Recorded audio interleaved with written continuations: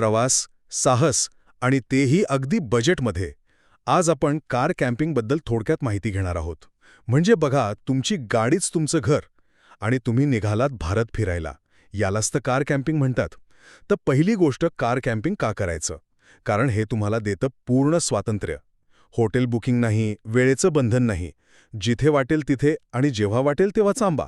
दुसरी गोष्ट म्हणजे आवश्यक सामान.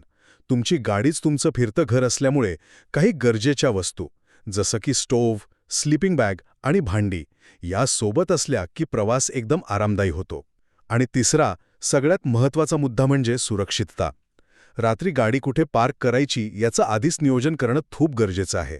आणि हो, आजूबाजूच्या परिस्थितीबद्दल नेहमी जागरूक राहा. थोडक्यात सांगायचं तर, योग्य तयारी केली की कार कॅम्पिंग हा भारत फिरण्याचा एक रोमांचक आणि अविस्मरणीय अनुभव ठरू शकतो.